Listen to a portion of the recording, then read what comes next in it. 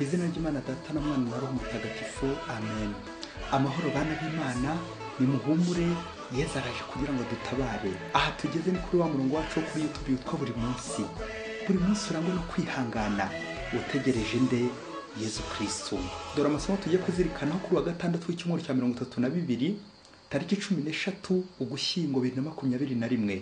Isomo ryamenye mu gitabo cy'ubuhanga umutwe wa 18 umurongo wa 14 kugeza kwa 16 n'umutwe wa 19 umurongo wa 6 kugeza kwa 9. Igihe ituze ryari ritwikiriye ibintu byose, nijoro ririmbanyije, ijambo ryawe nyir'ububasha nk'umurwanyi w'indatsimburwa riva mu ijuru ku ntebe ya cyami, risimbukira mu gihugu cyavumwe, ryitwaje inkota y'icyaye, ari ryo teka ryawe ridasubirwaho. Rihageze rirahagarara maze isi yose riyuzuzamo imirambo. Byakoraga ku ijuru rigakandagira ku isi. Koko rero ibiremwa byose uko bingana muri kamere yabyo byongeye kuremwa bundi bushya bikurikije amategeko yawe, kugira ngo abana bawe bakomeze kubaho. Nuko abona igihugu gitwikiriye ingando, ubutaka bw'umutse butumburuka hahoze amazi, inyanja y'umutuku ihinduka inzira nyabagendwa, imivumba y'ibiranduraga ihinduka ikibaya cy'ibyatsi bitoshye, ari naho umuryango wawe wose wanyuze urinzwe n'ikiganza cyawe, maze bibonera n'amaso yabo ibikorwa byawe by'agatangaza. Nuko bakwirwa urwuri nk'amafarasi, basimbuka nk'utwana tw'intama, bagusingiza wowe Nyagasani umukiza wabo. Iryo ni ijambo ry'Imana. Zaburi ni 105. Nimwiyibutse ibikorwa bihebuje by'Uhoraho, nimumuririmbire mu mucurangire, nimuzirikane ibitangaza yakoze, nimwishimire izina rye ritagatifu, nimuhimbarwe mwebwe abashakashaka Uhoraho. Nyuma anangura ikiko buriza cyose mu gihugu, n'abana b'imfura bibarutse bakiri abasore. Nuko ahakura abe bitwaje feza na zahabu, nta n'umwe uhatuye mu miryango yabo. Koko yibutse isezerano rye ritagatifu yagiriye Aburahamu umugaragu we. Nuko yimura umuryango wishimye, intore ze zisohokana urwamo rw'impundu. Nimwiyibutse ibikorwa bihebuje by'Uhoraho.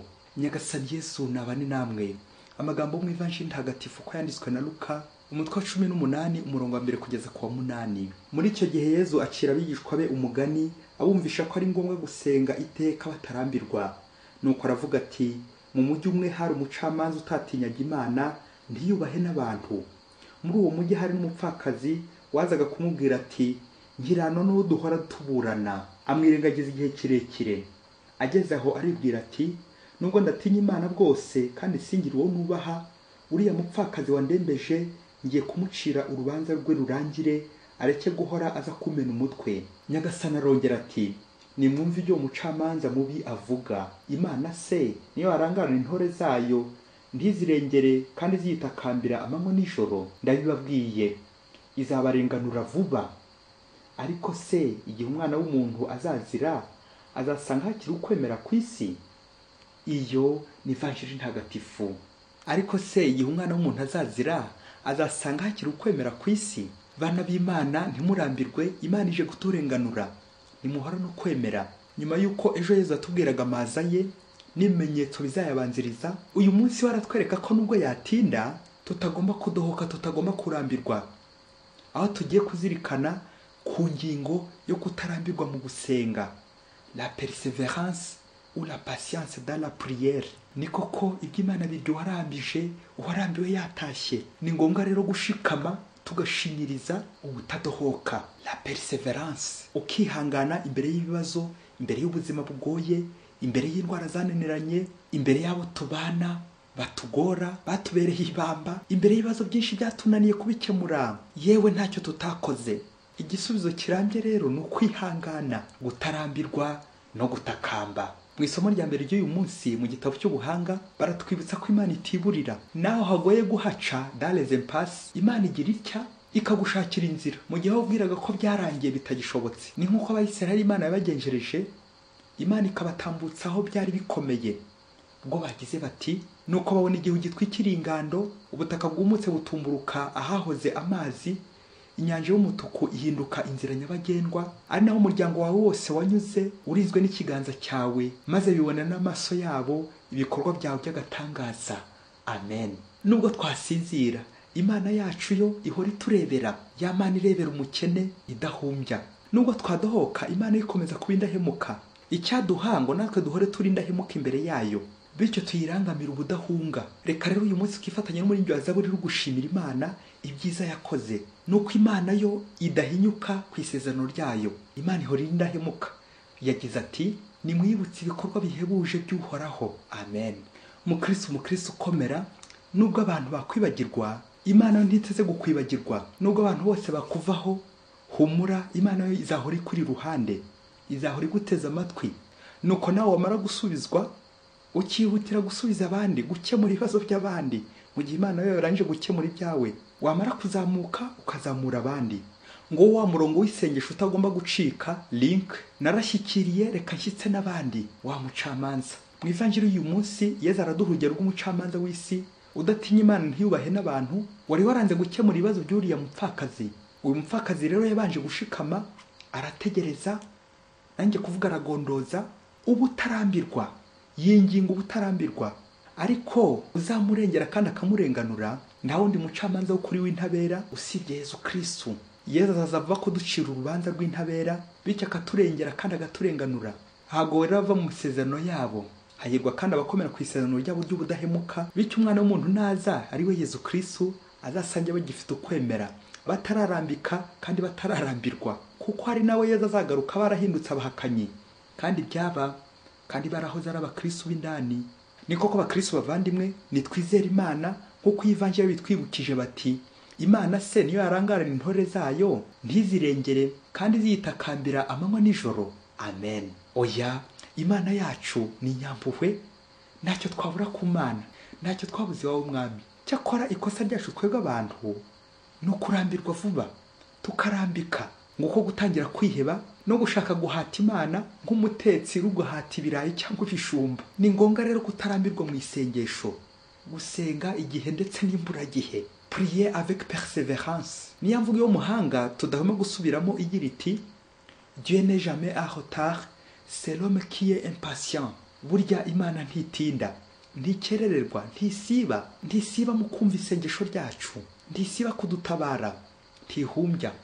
Ahubwo twebwe abantu nitwe tutihangana burya, tugacika intege, bikarangira dutashye twivumbuye kandi twivumbitse, kwivumbura ku Mana. Ababyeyi bakristo bavandimwe, uko abakinnyi mu kibuga bitegura neza umukino bagambiriye kuzatsinda no kuzatwara igikombe, bityo bagakora imyitozo ihambaye ivunanye kandi ngo bazagere ku ntego intsinzi. Nako sengesho ku mukristo y'inzira ishyitse umuntu ku Mana ari umwitozo ugoranye ariko ushoboka. Usaba za P eshatu, la prière est un P qui exige 3 P pour se réaliser: préparation, ponctualité et persévérance. Imyiteguro, kubahiriza igihe no kwihangana. Ako kantu kwihangana Yesu aragakunda. Ese njyewe umukristo mbasha kwihangana ngatitiriza mpaka ngeze ku Mana, mpaka ngeze ku ntsinzi? Gusenga ni uguhozaho kandi ukaba ufite ingengabihe wihatira gukurikiza ubutadohoka muri gahunda y'isengesho ritava ku gihe, utajyanye gusa ibibazo ku Mana byananiranye ngo ibyo bibazo ngo nibishira isengesho rirambike utera Imana umugongo, ahubwo comme nécessité de chaque jour, ukaba wafata isengesho nk'ikintu cyabura ku munsi ukaba wanapfa. Umukristo akumva ko atabaho adasenga. Kubaho udasenga no gusenyuka. Ngo umunsi umwe hirya kure cyane muri Afurika, urugo rw'abakristo rwari rubanye neza muri bya bihe bya mbere bamaze gushyingirwa, bakiri muri mata na buki. Nuko uko iminsi yagendaga yicuma imbere, nako umugabo yarushaga kwanga umugore. Kimwe rero mu bintu bikomeye byababazaga umugore, nuko mu myaka 10 yose bari bamaranye, babyaranye gatatu, umugabo atigeze na rimwe amureka ngo bagendane, basohokane, bajyane nko ku rugendo, batambukane mu nzira. Yewe ngo niyo habaga n'ubukwe ku nshuti y'umugabo, umugabo ngo yabwiraga umugore ati, bugenda ndagusanga, kandi bikaba akamusanga hehe, yewe habe no kwicarana. Nuko umugore n'agahinda kenshi yabona izindi couple zicaranye nko mu bukwe, mu birori ndetse n'ahandi basohokanye, akarusha kujugumirwa, bikamushengura cyane. Ariko wa mugabo noneho ikibike agahora acunga wa mugore, amucungacunga, yamuhamagara kuri telefoni, akagira ibyago kumva hari undi bari kuvugana, ubwo ijoro ryose bikaba intambara. Wa mugabo akarara munobagura, ndetse uyu mugore yanagira ibyago akavugisha gato undi mugabo, ijoro ryose bakarara bamunobagura, akabura amahoro ijoro ryose. umugore neza neza aruma amera nka kirida, dore ko n'uwo mugabo yabyukaga mu gitondo agenda akaza kugaruka yasinze, rimwe na rimwe bamutereye mu maboko, ndetse n'ibyo mubano w'abashakanye ntacyo byari bimubwiye. Icyo rero kuri uwo mugabo agahora acungacunga umugore we ngo arebe ko azamufatisha ubundi amwirukane. Ikindi gikomeye cyari cyarabereye umugore igikomereye muri uru rugo ni ukubona yewe no mu kiliziya kujya gusenga umugabo atari kwemera bajyana, ndetse no gucyumweru yahitaga ahimba andi mayeri, izindi gahunda, imirimo y'urudaca, akazi no kurangiza ibitotsi kugira ngo ntajyane n'umugore mu misa. Byose bigashengura uwo mugore kubona agenda wenyine gusenga kandi barashyingiranywe n'umugabo. Noneho ku munsi w'umuryango Sainte Famille kuri paruwasi yabo hagombaga kuba misa 3, iy'abapfakazi, iy'abana ndetse n'urubyiruko, ndetse n'iy'abagabo n'abagore bakiri babiri, couple. Nuko wa mugore yibaza misa ari buze kujyamo, nibaza kujya mu y'abapfakazi. Arangije kubitekereza kubera ko atari gusiba misa, nuko afunga umwuka ajya muri misa yindi ya 3 ya couple, abakiri babiri. Nuko ageze muri iyo misa isoni ziramwica, abonye uburyo abandi bicaranye basabanye mu kiliziya bari gusengana bicaranye, bari kwibutsa iby'urugo by'umuryango mutagatifu n'umubano mwiza mu rugo. Uwo mugore yajya gusenga we aza gutahana ikimwaro, nyine birumvikana bahagurutsa abandi wakabura nyine uwo bahagurukana. Nuko nyine aho mu kiliziya hakura ibikomere kurenza ibyo yajyanye, akajya yibaza niba azajya agaruka mu kiliziya gusenga mu misa, biramuyobera. Nuko nyine ahebera urwaje n'agahinda kenshi birumvikana. Igihe rero cyaje kugera burya ngo umubiri ubyara udahatse, wa mugabo aza kurwara indwara yo ku ruhu, indwara yandura ku buryo abantu bose baramwinenaga, nta wundi ngo washobora kumwegera muri quartier kuko ngo yari n'umugome. Nuko bamwe bakifuza ko yapfa, bityo kabararuhutse ugahabwa akato kuri ubwo buryo. Icyo gihe ni umugore we wenyine washoboye kumuba hafi, aramurwaza imyaka 2 yose. Igihe cyaragera Imana ikinga akaboko iramukiza, wa mugabo asubira ibuzima. Wa mugabo amaze gukira n'igishimo byinshi, murumva ko yari yarababariye muri iyo myaka 2 yose ari mu kato. Nuko ahamagara umugore we aramupfukamira, amusaba imbabazi, aramubwira ati madame rero nsaba icyo wumva ushaka kandi wumva afite nanone ndakiguha, kibone nubwo cyaba ari igihano wampa nzagikora. Umugore nyuma yo kumubabarira aramubwira ati ibyishimo byanjye nuko twajya tujyana, tukajyana gusenga, tukajyana gukora mu rugo rwacu, tukajya duhuza gahunda zose, gahunda z'urugo. Ibyo nibyo byanshimisha. Nuko guhera uwo munsi batangira gusabana, kuganira, gusohokana, kujyana, gutemberana, bakajyana gusenga, bakajya ku mirimo, bagakora inama y'urugo, bagapangira gahunda zose z'urugo. Ubabanye neza pe. Nyuma y'icyo gihe kirekire cy'imyaka 12 yose bari bari mu kaga, urugo ruri hanze. Ubu rwarasubiranye kubera Imana. Cyagiye nyine umugore yahoraga ku miguruko yibaza niba yarashatse koko. Ubu urugo rwabo ni intangarugero kubera Imana. Bakristo bavandimwe, ubutagatifu ntabwo ari ukuryama ngo ugiye kubyuka wabugezeho. Oya, ahubwo n'urugendo rurerure, n'urugamba rudusaba intwaro z'urumuri, ukavunika, ugatotezwa, ugashavura, ugataka, ugatakamba, yewe ukararurira amajoro n'amanywa, ugahangayika. Uwo mubana akakurushya, akakurisha umubiri n'umutima, yewe uwo mwashakanye akakubera umuzigo. Nyamara mu Kristo umuvandimwe, niwe wihanganye ugakomeza ugatitiriza, ugatakambira Imana ubutadohoka. Erega Imana yacu irumva kandi Imana yacu isubiriza igihe. Wivuga ngo Imana irantindiye ngo niyihute inyurizeho ingirire vuba na bwangu, ngo ndashize.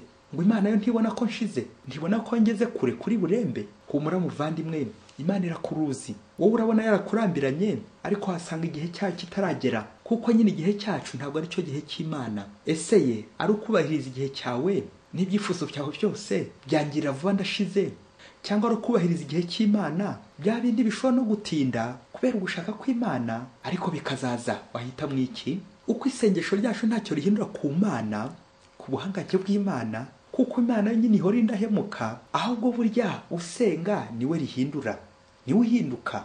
Nguko twagombye guhora dutegereza ugushaka kw'Imana, kuko hasanga impamvu utarasubizwa. Imana ikeneye kubanza kugusukura, ukaba umuntu mwiza, ukareka ubugome, ukabanza kunyura mu kigeragezo nk'uburwayi bw'imyaka 2 yose, ukaba uri kwiyumvisha nyine cya kigeragezo kikagusukura. Ibyo bikaba biri gukwibutsa ko ugomba gucungira ku Mana yonyine, nta kwirara. Bagabo rero mubanira abagore banyu nabi, mukabafata nk'ibikoresho, comme objet, aho kubafata nk'abantu, comme les hommes. les créatures de Dieu nimusijyaho. Ibyo byose ni ibimenyetso byo kurambika no kurambirwa. Ufata umuntu nk'igikoresho uwo mubana. Ese wowe Imana ikurambiwe igakurambika wabigenza ute? Imbere y'uburwayi, imbere y'ibibazo byananiranye, imbere y'abakurerega, imbere yo kubura ibisubizo, wakwihanganye ugategereza ko Yesu kwibuka kandi ko kugirira neza. Uhorana Imana buri munsi. Mwese Imana ibaha umugisha. Imana Data na Mwana na Roho Mutagatifu. Amen. Padiri Masumbuko Ladislas wa Diocèse ya Cyangugu. Yesu,